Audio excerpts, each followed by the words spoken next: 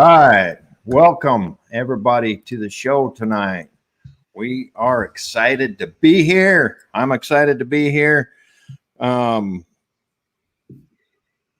Jacob here. Kind of lost my train of thought there for a moment. Jonny has had something come up. He's not going to be on here with us tonight again. We wish him well. We miss him. And hopefully we'll get him back on here in the next short time, next week or so. Indeed. The topic tonight is social media, the breakdown of human interaction. It's pretty self-explanatory. We're going to talk about our thoughts on it. Jacob, of course, he does a lot of research and has got a lot of fact-based information for y'all. So that's going to be the topic tonight. You guys that are on here, you're welcome to join in on the comments. I've got my comments working, so I see we've got some Facebook viewers and some YouTube viewers. We are broadcasting two ways. We're broadcasting to both platforms today. So welcome. Thanks for joining us. I should be able to get all your comments. I had some issues with Facebook, and I think we've got those worked out. So welcome to the show. Jacob, you got something you want to get us going with? So guys, I'll just start us off with this. So what we've seen in the last few years, I would venture to say 4 years, we've seen a radical, not only polarization of politics, but I would say in our social lives, we've seen a lot of polarization. I mean, real tension between people of differing views and differing opinions. And we're starting to see segmenting of society and siloing of ideas in a way to where you can find your own little tribe that reinforces all your world views and your belief systems. And when you leave that sort of worldview or that pocket of the world and you go into normal, they call it the commons, where everyone goes to meet. When you go enter the commons, we notice people become somewhat mentally ill, for the lack of a better word. They have some traits of anxiety and depression when they re-enter the commons. Basically what's going on is we're segmenting ourselves in these different little thought groups, like tribes you could call them, and we're isolating ourselves in these little groups of people, and then we go back into the commons. We're ill-equipped to handle just common everyday interactions. Now this is common amongst Gen Z and Gen Y generation and late millennials. According to a gentleman named Jonathan Haidt, he is a specialist in the area. I will give you guys some peer-reviewed journals, and I've also gave you guys his background information. He's a professor, researcher at New York University. He's the head of the Heterodox Academy. I don't know much about the academy, but that's where you can find him if you guys are interested in learning more about his research. And so I'm sort of going to be a mouthpiece for Jonathan Haidt here, okay, guys? I'm going to give you 3 ideas, okay? These are 3 ideas that he commonly runs into. And by the way, he is a specialist in this area. His specialty of research is in social media, in this breakdown, like we're all sort of a family, we're locked in, this breakdown, fracturing. He's a specialist of finding why this happens. He's in a chair, I think he's like he's like the chair of a psychology department.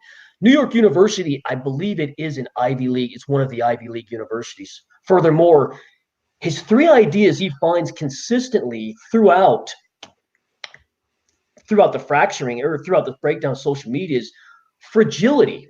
And he doesn't mean fragility like physical fragility. He's talking about mental fragility, from us isolating ourselves and protecting our ideas and not interacting with people, not brushing up against different ideas. Another one is emotional reasoning. He said our emotional reasoning is weakening day by day, because again, the internet allows us to be around people just like us that reinforce our own beliefs, and then we isolate ourselves and silo ourselves off to the world, and then we go back into the commons. We're ill-equipped to handle just most conversations. And then he wrote a different book. I can't remember the title of it. I'll put it in the show notes for you guys. That he basically said there's this concept of assigning good and evil to other people. And we see this on the far left, where the far left tells people on the right, you're a bunch of Nazis. And I can even accuse some people on the far right of accusing people on the left of calling them communists, when there are a lot of great moderate Democrats. I know of many myself. They're not communists. They just believe in more, you could call it, they believe in more equality, more, I guess you could call it more continuity in our social economy. They believe in, social safety nets and such, and that doesn't make them communists. But where the far right, because they silo themselves in these groups where they only think like one another, they assign evil to one another. So if you're on the right, you assign your opponents as communists, and if you're on the left, you assign your political opponents as Nazis. And on the whole, the bad ideas, he says, how this manifests day-to-day life, where these come out, is intimidation. We intimidate each other online. Oh, I'm going to beat you up. Or we intimidate each other in different ways. We get a lot more bold online than we would in person. Other ways, the witch hunt phenomenon, where we witch hunt each other. We go through each other's posting history, and then that brings up the conclusion of basically murdering someone's online history if cancel culture. And that's really the summation of everything this guy's studying and what he's representing with his social media, the breakdown of social interaction. This is your expert right here, guys. And I'll just leave with you, John. Awesome. Thanks for that. So one of the things that I noticed in all my travels, I traveled quite a bit, and I went to a bunch of different places for my job and lived in all parts of the country. And the thing that I noticed in common all across, from the East Coast to the West Coast, back and forth, down south, Midwest, the thing I noticed, the commonality was people don't communicate anymore. So you go to a restaurant, and I bellied up to a table one day at a sports bar type thing. I went there to eat dinner and have a beer after work. And I watched this couple come in, and they come in, they sit down in a booth next to me. And so as I was watching them, and they both sat down, got out their phones and started scrolling. They didn't even look at each other. Well, the waiter, waitress, I don't recall, but they came by, took their drink order. They each ordered a drink. They sat there for a good 45 minutes. They had a drink.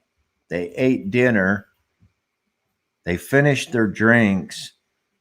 They finished their social media, whatever each one of them was doing. And one was texting and typing, and the other one was scrolling. And they didn't say a single damn word to each other the whole time they were there. They got done. They paid their bill. They got up. They put their phones in their pockets, and they left. And it was like, I was sitting there. It was different witnessing it from the outside, and watching. And I was just, that's where we're at today. I mean, that's where we're at today. And it don't matter where you go. I've seen that. You probably see it every day when you go, if you go out to eat or something, people aren't communicating. They're not talking about their day. They're not discussing the important parts of their day, the good parts, the bad parts, things like that. They're too enthralled in their social media. I guess maybe one should have sent the other one a text, and maybe they did and said, "Hey, honey, I love you. How's your dinner?" But we're not getting that. So it's crazy. And so when you think about the breakdown that social media and the new smartphones, when you think about that type of, or that aspect of it, it's like you have to sit back and open your mind and say, yeah, it interferes. It interferes with everyday life. And it hasn't done us any good in the relationship with your spouse, relationship with your kids, any of that. It's really taken away from family life, period, in my opinion. Well, that's good. So Jonathan Haidt, okay. So I guess I just found this out. So I guess he just published this book. Let me get the cover. I'm sorry, guys. Let me get the title of this book. I just read it a second ago. It's called "The Coddling of the American Mind: How Good Intentions and Bad Ideas Are Set." Where is it at? How good intentions and bad ideas are setting up a generation for failure. Okay, so what he brings up over and over and over in this book, okay, this was published just actually last year, I believe. And what he brings up over and over and over, again, this guy's a specialist in psychology, okay? He said there is this wide, there's this, I should say an increase in anxiety and also an increase in anxiety. Well, I just said anxiety and depression. Those are the two. So there's a big increase in anxiety and depression. And he said this is linked right in line with our limited social interaction with others. When we don't interact with one another, we're not exchanging ideas. We're not exchanging. There's mirror neurons, and this isn't in Jonathan's work. This is just me chatting and this secondhand knowledge I've heard that there's mirror neurons that we communicate one in front of the other. You need human interaction to be a healthy human being. Now, again, that's not Jonathan Haidt. I'm sure you could look him up and he could approve of this message I'm giving, but there's mirror neurons in your brain, and you basically, there's the concept of monkey see, monkey do. That's where it comes from, is you need interaction with other people, and that's what keeps you a healthy person. You can't silo yourself in. And with your phone, like I have this smartphone right here, you can't like pull up your phone and just, this little world is a virtual world. Like think of the cloud. When you go in the cloud and you go with like-minded people, you're still not socially engaging in the environment. What do they smell like? What's the tonality of their voice? What are their, what's their eye contact like? Are they doing anything that's slightly unique or peculiar, something peculiar about their behavior you find that's unique? These are subtle signs your brain picks up on being around people. It's one of those things, guys, where human language didn't evolve till way, way, way after we were a species. And body language, the older part of our brain understands this interaction we have. And when you cut that off, it has a dramatic effect on your mental health. And he said, basically depression, and I have some studies here I'll let you guys go through if you're interested in peer-reviewed academic journals. They're quite dry and boring, but anyway, there's a dramatic rise in anxiety and depression when people silo themselves and they only go into these arenas where they're only with people that agree with them, and they go back into the commons and IRL in real life, and they're having this bit of a problem like, oh, I don't want to spend any time with you, John, or I don't want to spend any time with the other John. I want to just be in my own little world because everyone agrees with me. I don't get challenged. Nobody pushed up against me. They don't get to smell my new mouthwash. They don't get to see any of my peculiar behaviors. And human beings need that for our mental health. So all this stuff goes back to technology is actually leading the way, but we have to make a conscious decision to set a limit, like a 4-hour block of time or 3-hour block of time to get all your social media and interaction done, but then spend time with people, shake hands. One thing I do, totally unrelated to the talk, is I like going to football games in person. Why? I love the people watching. I love the interaction. You get so many data points. What are the trends? What's the fashion trends? What are the women dressed like? What are the men dressed like? What's the general behavior of the crowd? You feed off each other's energy, So to bring this all around full circle, when John's example of people not discussing things and they're in their own social world, so to speak, what that is they're setting themselves up for breakdown of social interactions. And what does that lead to? Depression and anxiety. Why? Because they're not interacting with people. You have to interact with people, IRL, belly to belly. You have to get around people you necessarily disagree with, because think of it like this. Think of it like when you're iterating a product. when you're creating, say, a toothbrush, this is one of my favorite examples. It starts off as a bristle and a piece of wood, and through like hundreds of iterations, it turns into something really advanced and cool. But how does that happen? Through an iteration process of back and forth, feedback, back and forth. You know, you create something, you get feedback. You create something, you get feedback. But human beings, we need this interaction back and forth. And that's what's causing us to break down our friendship with people, break down our relationship with people, because we lose that close tie with one another. I believe the concept is called social acuity. Our social acuity weakens, and also the social tension that we have is eliminated when we're online. We feel brave. Like, think of anonymous comment sections below YouTube videos. Well, hell, you guys will see it below this video. Think of it like anonymous YouTube comments. Go to really dense comment sections that are spicy. People get pretty brave. There's no way they'd say that to their best friends, their family. Why is that? The answer is quite clear, because there's no threat of getting beat up and the social tension's not there. And there's a weak, when you get in the habit of doing that, the social acuity thus sort of evaporates into thin air and it just disappears. And now we forgot how to be human beings. That's basically what it comes down to. It all goes back to technology. From the days when I was growing up, I mean, we had nothing. I had a record player, you know, and Ataris, the old original Ataris. A few of the kids had those. We didn't have TVs in our rooms or anything like that. So it was a whole different time, a whole different world. The kids today don't understand how peaceful and how relaxed, how much fun we had. I mean, we had to go outside and play.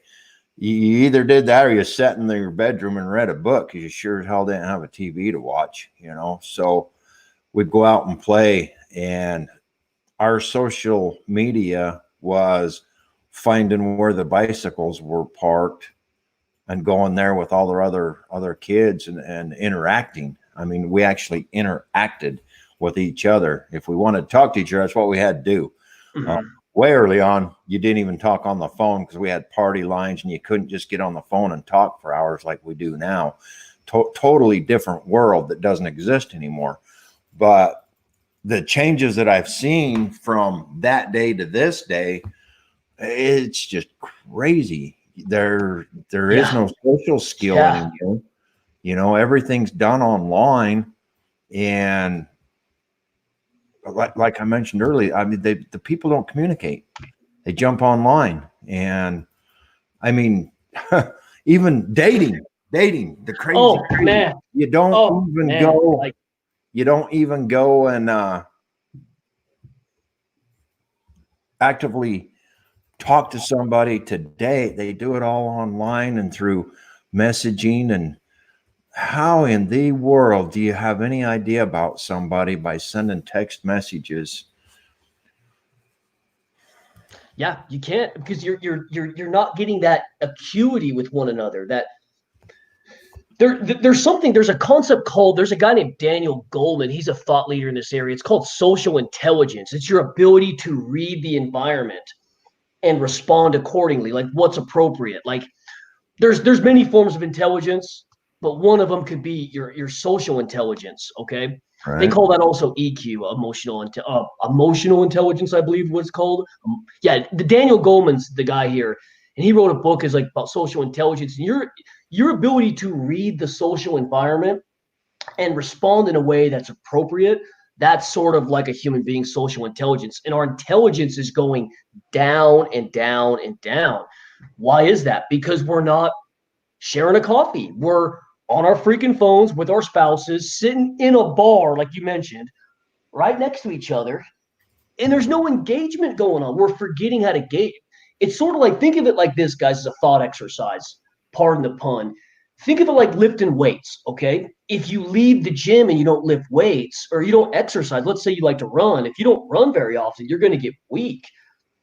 Your lungs are going to get weak. Your heart's going to get weak. Everything's going to get weak. You need that exercise of human beings. Once again, something I love to do, I love to go out and walk.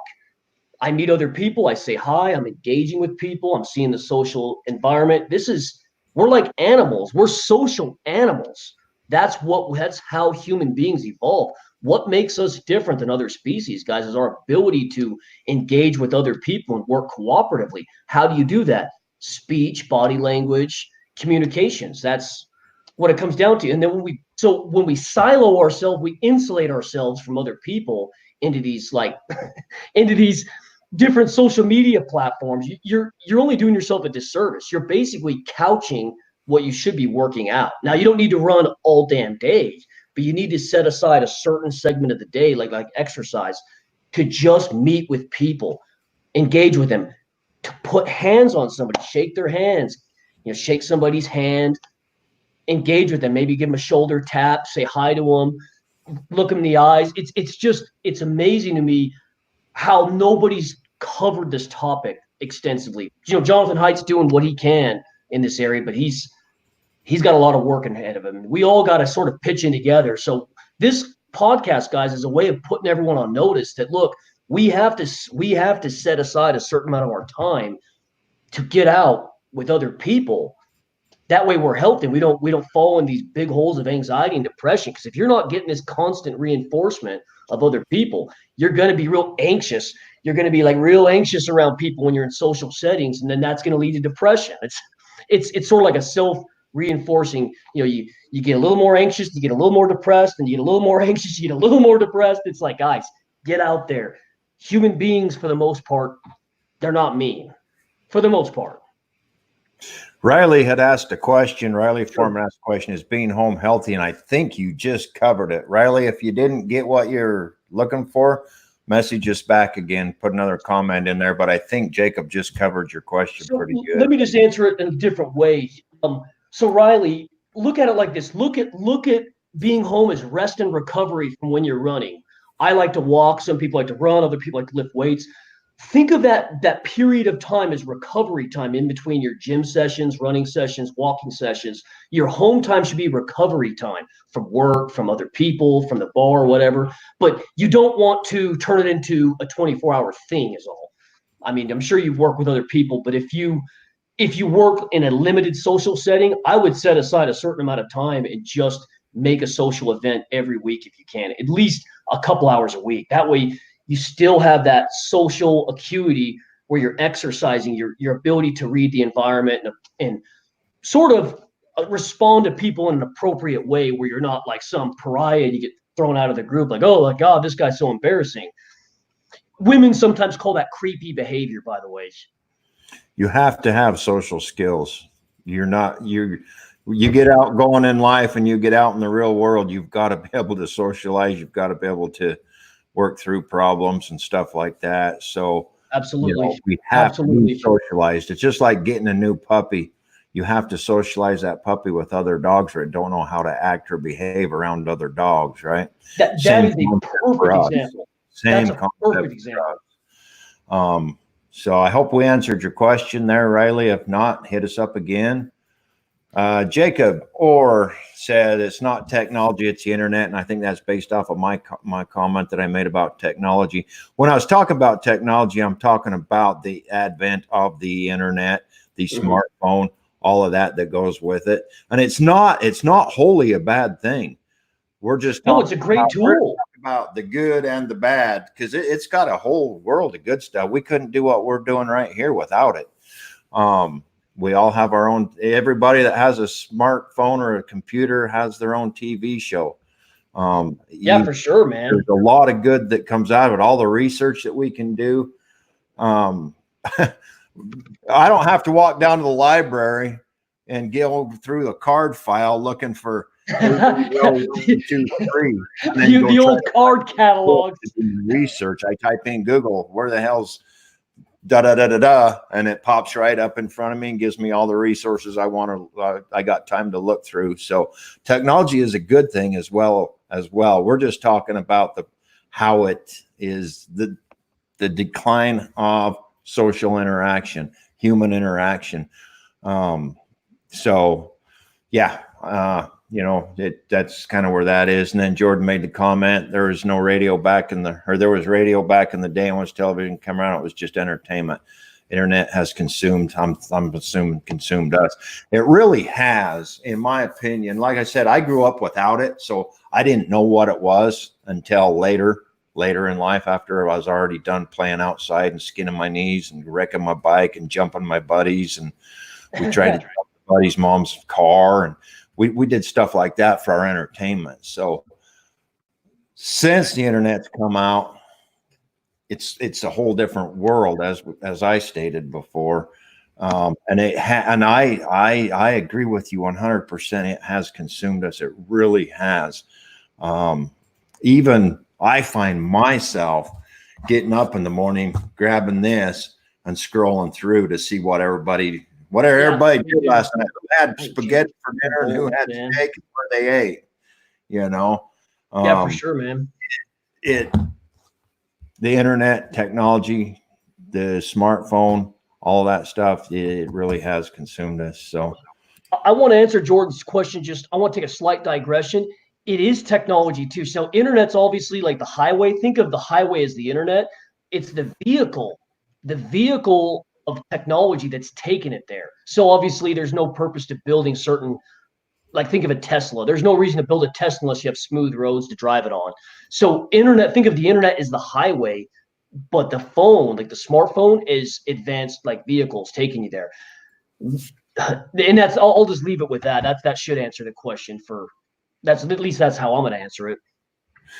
His comment was radio took time. Can you see these? Do you see what I can see them. I can see them. Excellent. Radio took time away from our grandfathers. Television took time away from our parents, and the internet is the next thing. It's a second. Oh man. Yeah. Oh, I like that. That is very well put, Jordan. Thank you for that. Jordan, that's a great way to put it all in context. That's fantastic. We just have to consciously be aware of what we're doing, and that's it. Internet is just a tool. It's like a gun. You can use it for good or you can use it for bad. It's innocent. It's in and of itself innocent. So that's a perfect way to put it in context, Jordan. And I want to read a quote to you guys. So this book I was talking about, I have in my Kindle. I got it on my Kindle Cloud Reader. This goes into I talked to you guys about we're siloing ourselves off with these groups and different people online, and we're not contesting ourselves.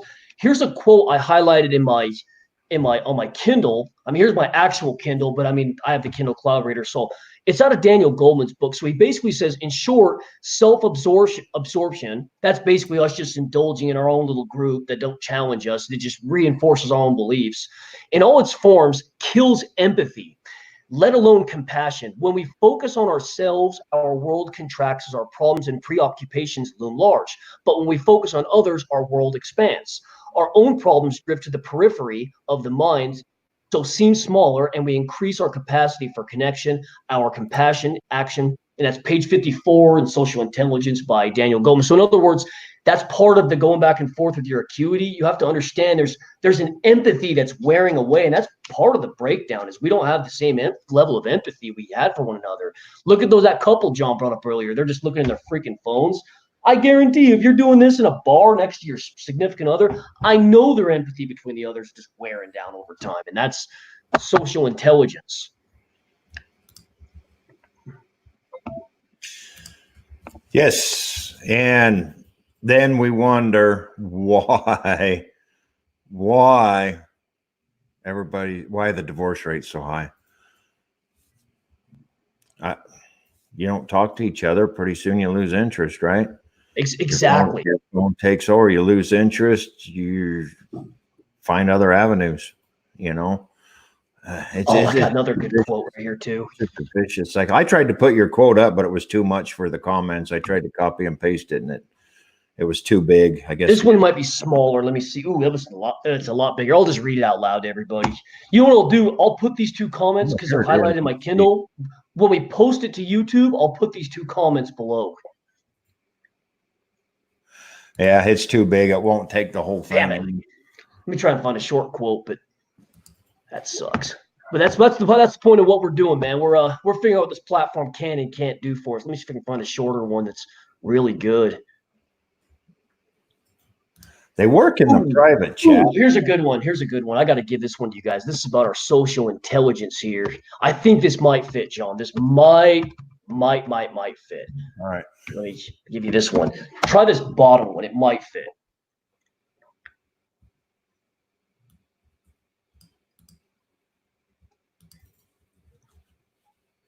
Page 83. So yeah, and if you guys want to understand more about social acuity, social intelligence, knowing how to just respond in a manner that's appropriate to a given situation or whatever the environment demands, and just understanding like human interaction isn't an algorithmic sequence. Like we're used to computers, like you press go, it takes you to the screen. That's an algorithmic sequence. A lot of social intelligence is nonlinear. A lot of it is nonlinear, guys. A lot of it's based off of reading a person's body language and understanding what the issue is at play. Is the environment very hostile? Is it very lax? Is it very laconic where everyone's quiet, like in a library? Is it very, you have to read and engage the environment. Now, this sounds like common sense, but you guys would be shocked how many of these young kids from Gen Y, Gen Z, hell, you can even accuse millennials and other older generations of this too in certain respects, but it's a big skill to have, guys. And I'm gonna read this quote out to you if John can't pull it up. It's so basically social intelligence. What Daniel Goleman is, he's highlighting a quote in his book. Social intelligence shows itself abundantly in the nursery with kids, on the playground, in the barracks, and factories and sales rooms, but it eludes the formal standardized conditions of the testing laboratory. That's that algorithmic sequence I keep talking about. The best mechanic in the factory may well fail as a foreman or for a lack of social intelligence. So think of it this way. I have a rubric for you guys to think of. Think of it like this. You get hired or you get friends with your skills. You get noticed with your skills, but you will be cut out of the group or fired for your lack of social skills. So the skills bring you into the group. Lack of social skills kick you out of the group. There we go.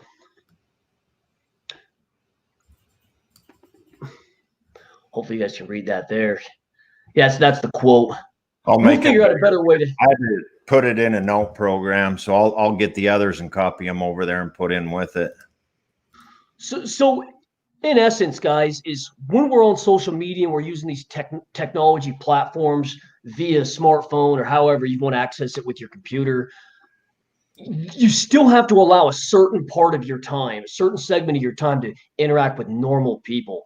And it's damn near self-evident. If you're over the age of 25, this should all be self-evident. The people that are really good at socially interacting with others, people that there's something I think the social scientists call, the name's escaping me right now at the moment. It's called observing ego. You guys can Google that. It's called observing ego, where you're sort of like at the driver. You're in the moment. You're in the present. You're sort of handling life by the wheel. You're not like in the past. Like your mind's not in the past. Your mind's not thinking of the future, anticipating. It's in the present moment, managing the moment as it is. You guys can think of your life like if you're in a social environment, have observing ego and understand where you are in a situation, but be present in that situation and respond to the whatever the social milieu is. If it's really timid, laconic, if it's really excited, and it's really upbeat, or it's really laid back, or if it's really sentimental, you just have to read that, and generally can do that through people's, obviously, the content, their language, their tonality, their body language, their posture. But that takes social skills to get that. And if you're just on your damn phone all day, I mean, guys, it's it's just like a muscle you have to exercise. You have to continually push these mirror neurons.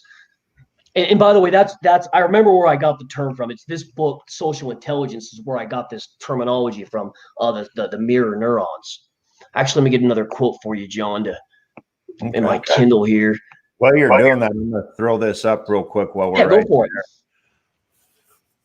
Jordan's question, but why wasn't the divorce rate high when Granddad would come home after working all day and drinking his drink and listening to the radio? So I want to make. I have an answer to that that's unrelated to our talk, but I'll let you go first, John. All right. The only thing I want to say about it is it was a whole different time, and a commitment in those days was a commitment. And I'll tell you what, there was times when I think people bared through things and they worked things out, where today people don't. Today, it's easier to throw up your hands and say, I'm done, I'm gone, I'm out of here, and just get a divorce.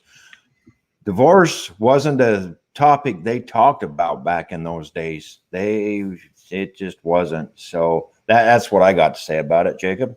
Okay, so I'm going to make a major digression here, but I'm going to keep it quick. The reason why, well, could you pull up his question again? Because I want to respond to his exact what the wording was in the question. Could you put that on the screen again? The question. Oh yeah, let me get back. Put the question, because I want to answer exactly what he asked. I don't want to. But why wasn't the divorce rate high when Granddad would come home after working all day and drinking his drink and listening to radio? Okay, this is exactly why. This smartphone opens up opportunities to mingle, opportunities to do bad things, opportunities. So you exponentially expanded your opportunities. Also, we have deregulated the sexual marketplace. Back in the early 60s, 70s, or 60s, 50s, 40s, you had sort of think of a front porch phenomenon, like where if a boyfriend or a suitor came up, the family, they had to assess this guy that was going to take her out. Okay. And the family got involved if this is a good suitor or not. Okay. So we have decentralized the sexual marketplace. Again, it's totally unrelated to our talk, but once we decentralize the sexual marketplace, that means anybody can date anybody, whatever, anything goes. Plus we have, I would say porn. Porn came way after. We've decentralized the sexual marketplace, and also there's a guy you could look up. His name is Dr. David Buss. Okay, he's an evolutionary psychologist. This is where I got this information from. Dr. David Buss, evolutionary psychologist. He didn't invent the term, but he really academically laid this out well. Women's hypergamy. Now, hypergamy means a woman's going to pair off with a man that's equal or higher than her in the dominance hierarchy, where basically she's looking for a man for protection and provision and resources. And that social acuity that pressures a woman to not be a slut, to basically, not trade up, not monkey branch, we used to have these social forces in play, this sort of source. I mentioned social tension. We used to have social tension that prevented her from making those kind of moves, where now there's almost none, where a woman, she has no shame, no nothing, and she can just monkey branch and climb up. And this is an anthropological term called hypergamy, where a woman's, her biological imperative is to trade up for higher and higher and higher resources, because a man, basically what a woman's body is essentially in this book, Evolutionary Psychology, is basically what a woman's body is. It's a big castle to protect eggs. And a woman's whole life is to qualify. It's just do nothing but qualify.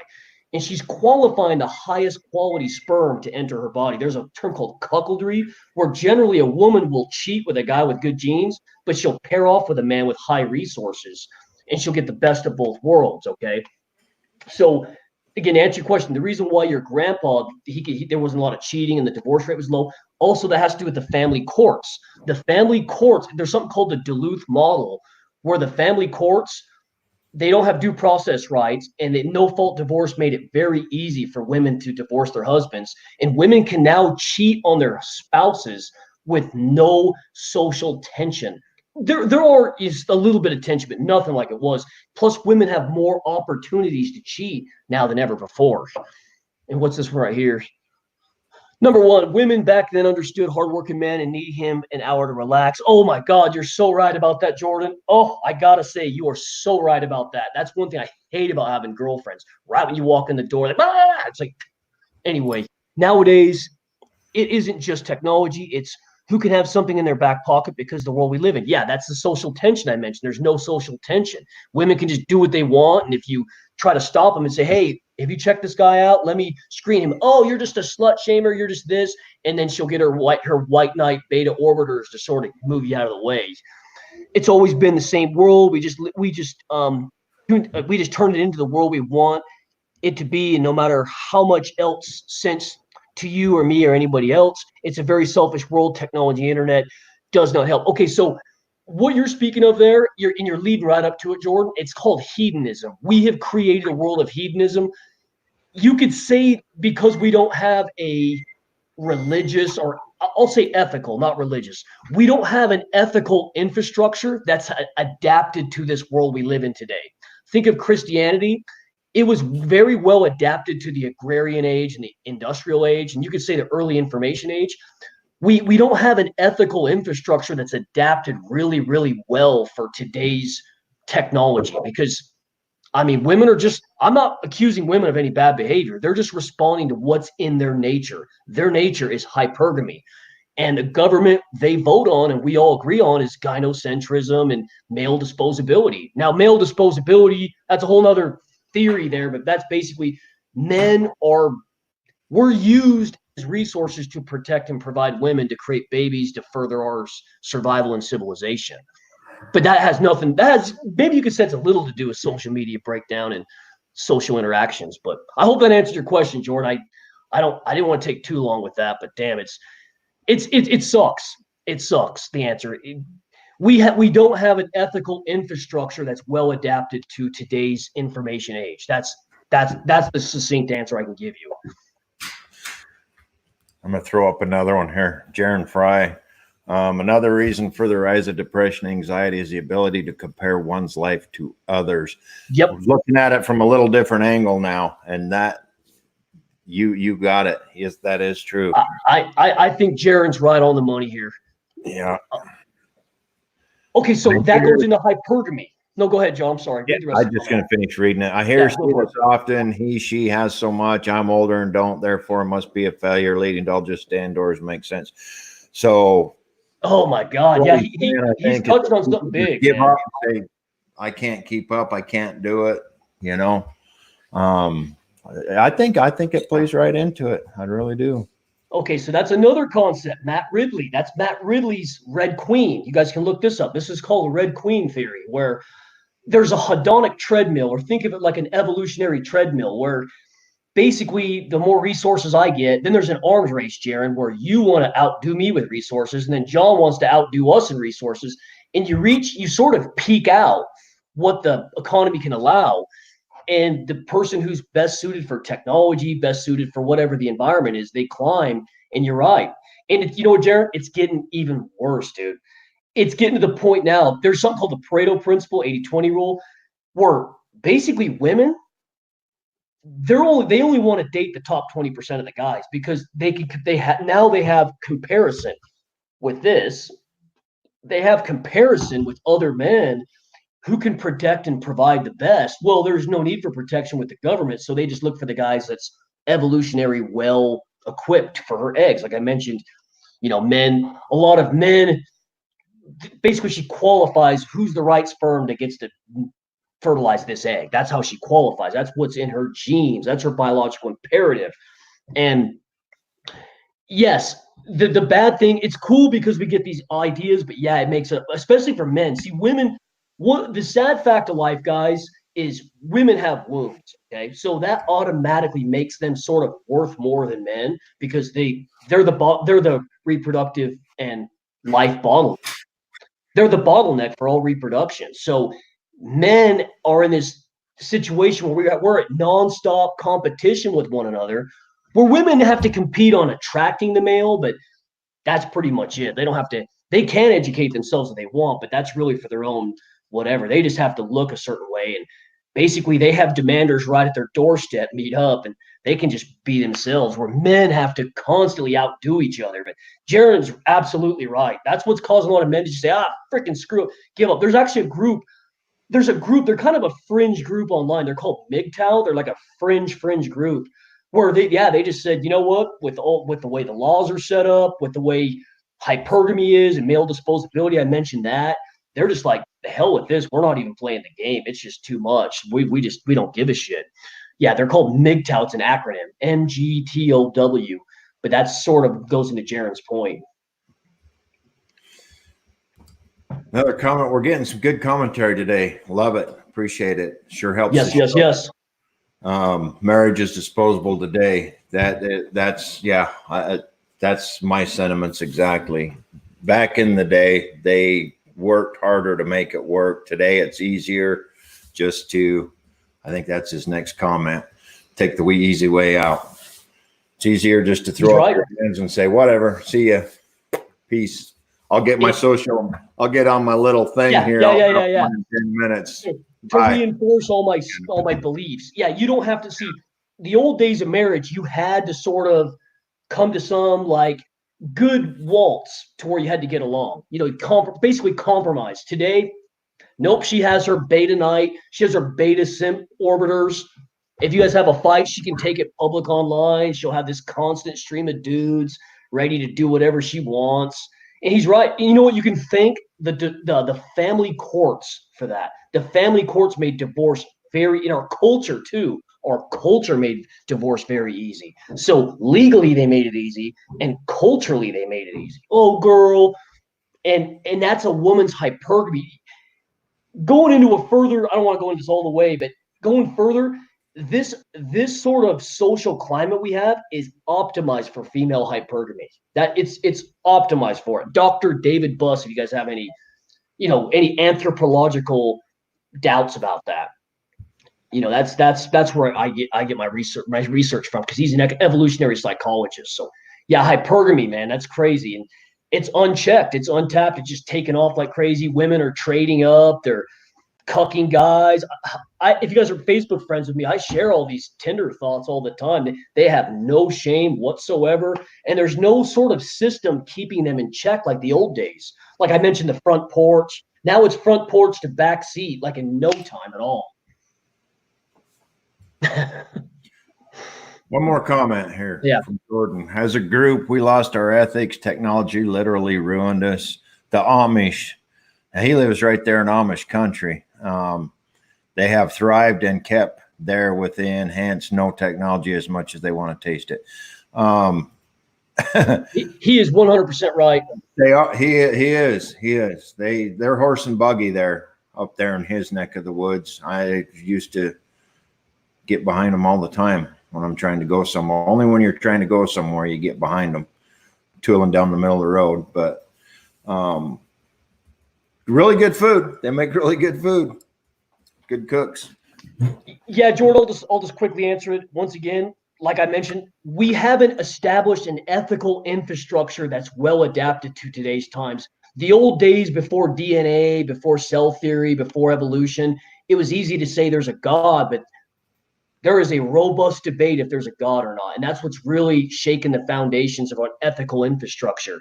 People are saying, maybe I shouldn't follow Christ's teachings or Yahweh's teachings in the Old Testament, or Allah's teachings. I think that's a little different, because they make the governance and the lifestyle all in one for Muslims. But yeah, we just haven't adapted an ethical infrastructure that's well suited for our times. And that's something human beings, we have to communicate with one another. We have to work this out, and it takes social skills to do that. Yeah, that catches us up on the comments. So, how far are we in? 40. Wow, man, that went fast. 49 minutes. And having the comments really helps too. Helps the show move along. I guess my whole thing is, or the kind of where the message I want to put out is, the technology is great. Use it to your advantage, but also don't forget to have some social interaction with people,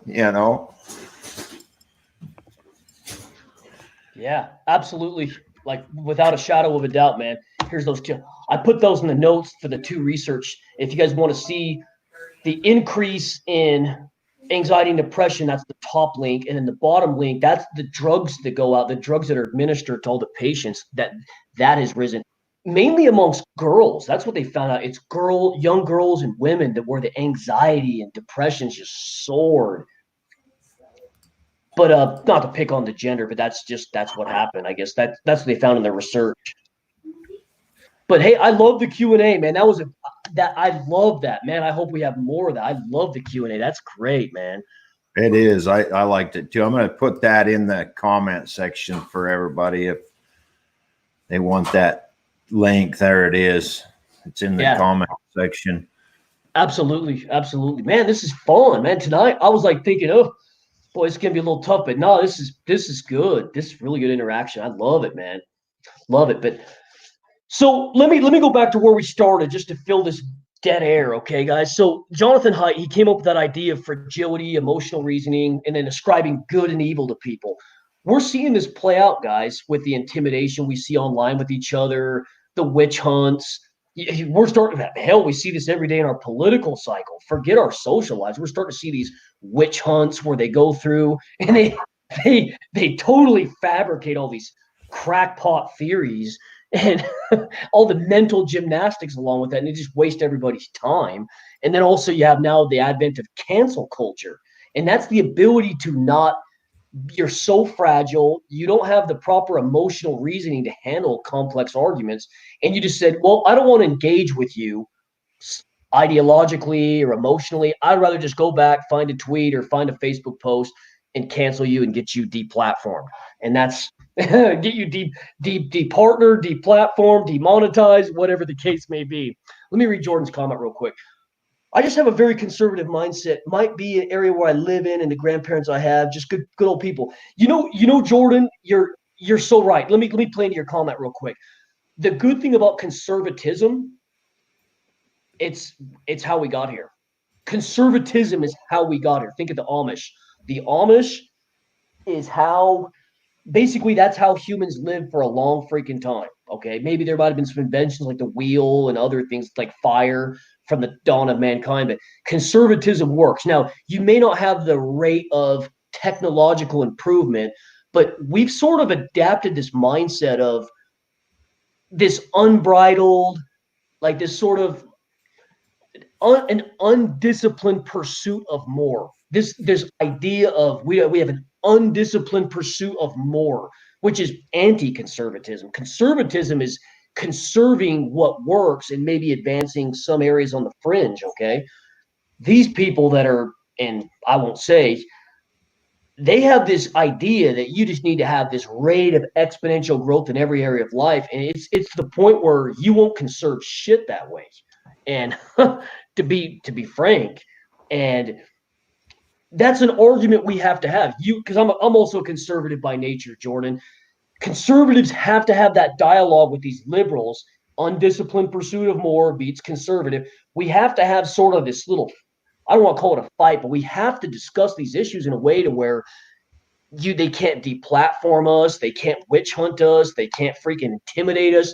We have to talk like human beings. And the problem is they're people of that left mindset that Jonathan Haidt's trying to solve, people of that mindset, he's doing his damnedest to figure out a way to be able to talk to these people, to get them back at the table and talk in a way that's civil, because that's how this breakdown's happening, is because of the fragility, the emotional reasoning, and the ascribing good and evil to other people. That's how this is all happening. And we can't, instead of just dealing with us, they just want to deplatform us. And it's like, dude, we can't solve problems this way. So the good news is this, Jordan. If we collapse our entire economy, like the Fed just prints too much money, and we have a big economic collapse, we probably will be living like Amish again. And you know why? Because it works. That's why we'll go back to being Amish or something of that sort. It's because they figured it out. They stayed Yep. with the old ways. We Yep. were greedy for the technology. We wanted the technology. We wanted this. We wanted that. And look where it got us. Now we have it. Sometimes you got to be careful what you wish for because you just might get it. Exactly, man. I don't know much about the Amish and their life and stuff like that, but they seemed happy enough to me. You walk in their restaurant. I can't remember where that one was out there by the shop, Jordan, there in Ohio. That great big restaurant they have out there. You go in there, everybody's happy and talking and having a good time, and they just seem like a happy people. So whatever they're doing, it's working for them, and you didn't see them sitting there on their phone. They were actually talking to each other and stuff. So, there's something to be said for that. And, here we are, we're in our technological world, and that's what we have. Absolutely, man. And furthermore, hey, Jordan, just or whoever else is out there, you guys, if you guys like That's the idea of valid. the Amish, Yes. the one thing you guys need to keep your eye on, think of this like the net. Think of it like on a balance sheet, if you're gaining extra assets, or I should say balance sheet, think of it like an income statement, like what your net profit is. How a society lives and dies is by the fertility rate, okay? Orthodox Jews and the Amish and the Mormons, they have excess fertility rates over 2.1. That's replacement rate. The United States, we have record low fertility rates. What does that mean? We are dying as a society. Okay, what we're doing right now isn't working because we're dying. All this technological, everything, it all comes down to this. Do we have a positive or a negative? Right now, we have a negative non-replacement, and Europe, replacement rate, fertility rate. The Amish, to your point, they have a consistently good fertility rate, like 4 to 6 to 8 kids, depending on the region you're in. Whatever neighborhood, Pennsylvania you're in. I guess it'd be like Eastern Ohio, Western Pennsylvania, Central Pennsylvania. I think they're in New York as well. But the Amish, they have huge fertility rate, like 6 kids, 8 kids, like the Mormons and like the Muslims, and that's the end goal, man. And if you can't replace yourself, your society will freaking die. I was just looking up some statistics real quick because I wanted to bring it up while we're on this. Sure. A lot of this is not the topic today, but since we hit that, I just want to bring this up. And I think the abortion rate has a lot to do with why our numbers are declining. People are getting old and dying, and we're not bringing new people in at the rate that we used to because I don't remember what it is, and I'm not really finding what I want right here real quick, but the numbers were astronomical. I heard them on the radio the other day on talk radio I was listening to, and I don't recall what it was, but the numbers were crazy for 2019. A lot of bodies that would be here that aren't. So yeah, that's part of it. I'm not going to leave that for another discussion. That's a whole discussion. Sure. Yeah. I won't even go there. Yeah, that's a whole different pod. Hell, that's several podcasts there. I won't even touch it. But the Amish. There's reasons why we're declining, and I think that plays into it. But Jordan mentioned a very, very relevant point, and it does tie into the social breakdown, because if we don't relate to each other socially and we're breaking down, the end result of that, think if you're a company and you're producing a product, and if you have a profit or a loss, if we're not having a positive fertility rate, we're doing something wrong. Whereas the Amish, they're stable. They have a consistent positive fertility rate. They're geometrically growing, in other words, where we're geometrically shrinking. Right. Well, the Amish and the Mormons will keep us alive, I guess. Yeah. I would say Central Americans and Muslims too. The Muslims have really high fertility, like 6 to 8 in Europe right now, whereas Europeans are like below replacement level. All right. Well, I put these quotes up. They're all up there. I left them on the screen for a long time, so they'll be embedded in the video for those who got them, wanted them. There they are. The link that he posted is in there. You won't be able to do anything with it but see it. But I also put it in the comments. But it looks like for some reason I'm commenting on YouTube but not Facebook, and I'll have to work that issue out for next week. I don't know how to switch back and forth. So if you need that link, hit me up. Actually, I'll go to Facebook and put it in the comment section of the video on Facebook after we get done, and it posts up. So, anybody got anything else? Those were all great questions, guys, and comments. They were fantastic. This was a great podcast this week. I enjoyed this thoroughly. This was my favorite one so far. Mine too. I'm glad we got the comments up. I figured that. Actually, I had to go to the makers of the program I use and ask them what I was doing wrong, and it was a simple permission thing. So, oh God, it was the why I wasn't getting the Facebook comments is because once you go live, they take you off of a public, and they sure did. So They didn't put me to only me today. They only put me to friends, but I can't see the comments through this software unless it's a public video. So that was a story. It was a very simple fix, but that we can have another discussion a different time. Jaron made a comment. Let's put that up there. Thank you. You're welcome, Jaron. As always, Jaron. I know Jaron, so thanks, bro. Yeah. Nice for you to tune in, dude. Thanks for joining us. We appreciate you here, and we appreciate your comments and your input always. If nobody has anything else, we will wrap this thing up and see you guys all next week. I'm gonna change my bulbs next week. I get freaking blinded. I'm gonna change it next week where I got regular lighting, but otherwise light or something. Yeah. I mean, this is way too damn bright. Yeah, it makes the lighting does make a big difference. Kind of some after the scenes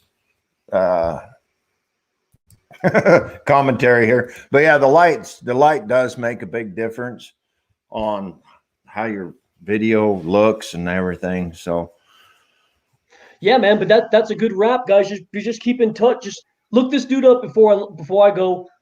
Just if you guys are interested in the topic, look this man up, Jonathan Haidt. He is an expert in the area. No, we're not affiliates to this man. I'm just giving you guys information where to look him up if you're interested in his work. We're not affiliates trying to push his products or anything. This is genuine help if you're just interested in exploring the topic is all. For sure. Until next week, you guys have a good week. Enjoy yourselves. Be safe out there. Stay patriotic. That's right, guys. Take care. Peace.